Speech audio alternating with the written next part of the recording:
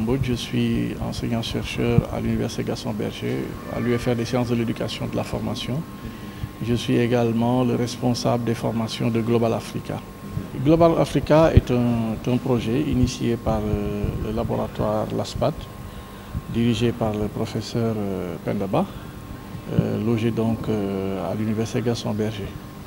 C'est un gros projet qui porte sur une revue internationale, qui a l'ambition en tout cas d'être une revue internationale de qualité, mais aussi qui a l'ambition d'initier des formations autour de l'écriture académique, mais également autour de l'édition scientifique.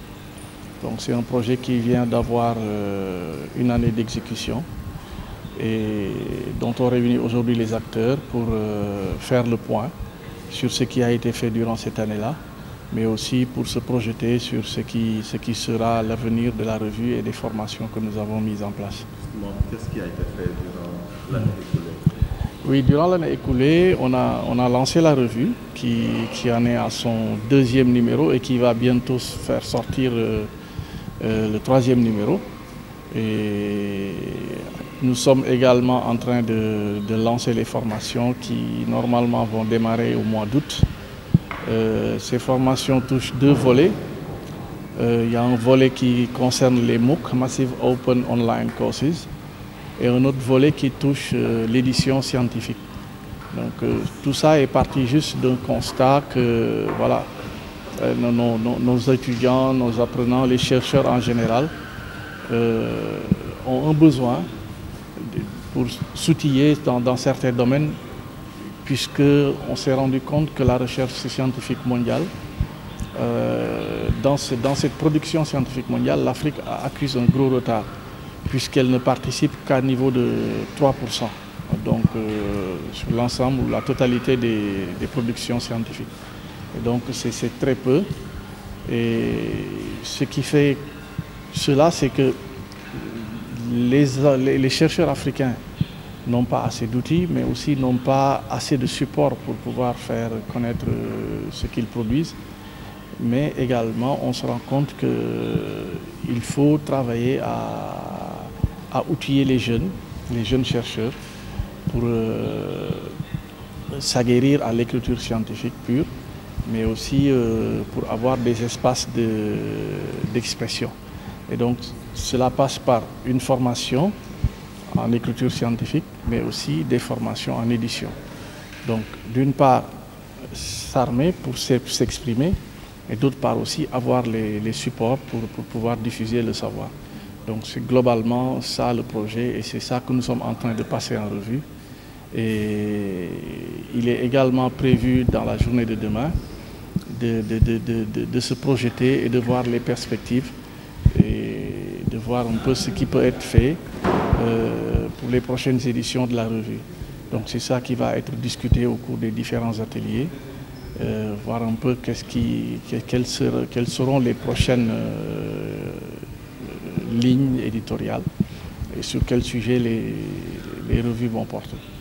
li ñu dajale fii mooy revue Global Africa muy benn projet bi Université Gaston Berger moo ko gàddu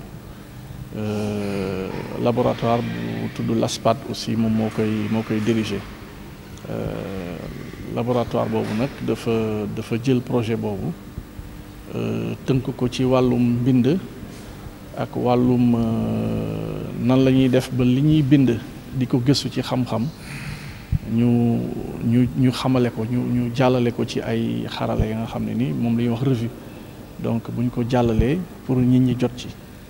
Donc mais dafa am beneen fànn ba nga xam ne ni aussi projet bi mi ngi koy gëstu mooy wàllum formation, maanaam nan la ñuy jàppale ndaw ñi nga xam ne dañuy doog a dugg ci wàllum gëstu ak ñi nga xam ne aussi dañu nekk ci gëstu globalement ci wàllum gëstu ci wàllum jàngale ak gëstu nan lañ leen di joxe ay jumtukaay ndax ñu mën a bind.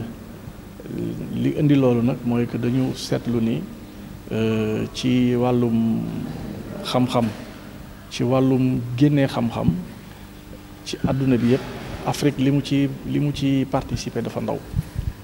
ndax buñ ko xaymaa nag dañuy di téeméer bu nekk ñett la ci Afrique di génne te loolu dafa ndaw lool. li ko indi nag mooy que souvent gëstukat yi duñu xam amuñu fu ñu mun a génnee li ñu xam fu ñu mun a génnee li ñuy bind ji. leneen li ñu seetlu tamit mooy gëstukat yu ndaw yi xale yi te it amuñu xarale leen may ñu mun a xam nan la ñuy xàllee seen yoon ci wàllum mbind xam-xam ak nan lañ koy bindee. looloo tax ci projet bi dañ ci am benn fànn ba nga xam ne nii pour tàggat ndaw ñooñu lay doon ci nan la ñuy bindee te boo bindee ba pare nag fan nga koy jaarale pour mu génn. looloo indi mu am benn fànn ba nga xam ni formation la ak beneen fànn ba nga xam ni revue la bu ñu boolee ñaar yëpp nag moo ñuy indi ci yi ñu waxoon léegi rek jàngale tàggat xale yi ci nan la ñuy bindee waaye tamit wan leen yoon yi nga xam ni fa nga mën a jaar pour génne ko ci ay jumtukaay ya nga xam ne nii yu ñi mën a nangu la ya nga xam ne ni borom xam-xam yi ak université yu bëri nangu nañ ko mooy revue bi voilà. donc fi mu toll nii ñu ngi ci fan bu njëkk bi maanaam dañ doon xool fi ñu jot a jóge ak fi ñu agsi lii lan la fi jot a def bu subaa daanaka tey ci ngoon sax tàmbali nañ dañuy xool fan la ñu jëmale mbir yi ëllëg bu boobaa loolu la ñuy jéem a saytu xool revue bi ak formation bi fan lañ ko jëmale ak yan xeetu xam-xam lañ ci war a mën a gëstu dugal ko ci biir ak yooyu noonu ci yooyu lañ nekk.